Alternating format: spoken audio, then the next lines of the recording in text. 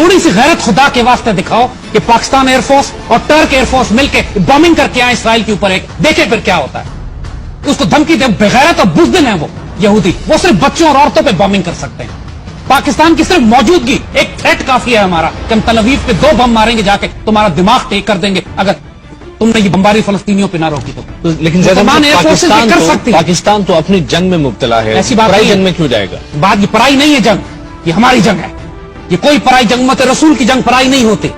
हम एक वजूद की मानंद, याद देखें पाकिस्तान एयरफोर्स का हम आपको कैरेक्टर बताएं क्या है। सिर्फ हमें अगर क़यादत हमें इस तरह की मिल जाए, हमारे हुक्मरान इस वक्त इतनी करेज, जुर्रत और गैरत अगर दिखा सकते, अस्तगफिरुल्लाह, हम शर्म से डूब मरने का मकाम है इन हुक्मरानों के लिए। एक मरतबा इसराइल का थ्रेट आया कि इसराइल पाकिस्तान के कहूटा प्लांट पे हमला करने के लिए आ रहा है। पूरी पाकिस्तान एयरफोर्स को अलर्ट किया गया और उस वक्त कंटीजेंसी प्लानिंग की गई, बनाया गया कि अगर इसराइल ने कहूटा पे हमला किया तो हमारा रिस्पॉन्स क्या होगा।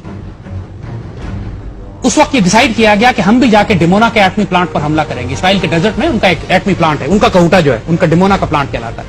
मगर इसराइल हमसे बहुत दूर है और पाकिस्तान से अगर F-16 उड़ते हैं हमारे, तो वो सिर्फ 1 वे फ्लाइट कर सकते थे। वो जाके डिमोना पे बॉम्बिंग कर सकते हैं, उसके बाद क्रैश कर जाएंगे क्योंकि फ्यूल खत्म हो जाता उनका, और हमारा पायलट डेफिनेटली या शहीद होता या इसराइली उसको कैदी बना लेते या समुद्र में डूब जाता वो। तो उस वक्त वॉलंटियर्स मांगे गए पाकिस्तान एयरफोर्स, कहा गया कि जी 1 वे मिशन है, हमें वॉलंटियर्स चाहिए। जेन्युइन थ्रेट था, ये मजाक एक्सरसाइज नहीं हो रही थी, कोई हाइपोथेटिकल बात नहीं थी। हमारी एयरफोर्स रेड अलर्ट के ऊपर थी, खतरा था। हमें 84 की बात है, खतरा था इस बात के ऊपर कि इसराइली हमला करने के लिए आ रहे हैं।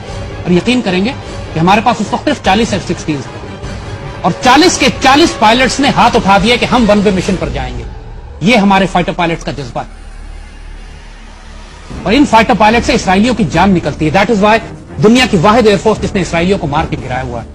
फलस्तीन में जिस तरह ये कत्लेआम कर रहे हैं और मुसलमान दुनिया खामोश है, हमें सबसे ज्यादा शिकायत पाकिस्तान एयरफोर्स से और टर्किश एयरफोर्स। हम टर्की में बेस बना सकते हैं, थ्रेट कर सकते हैं, मौजूद है पायलट्स हमारे अभी भी वहां पर।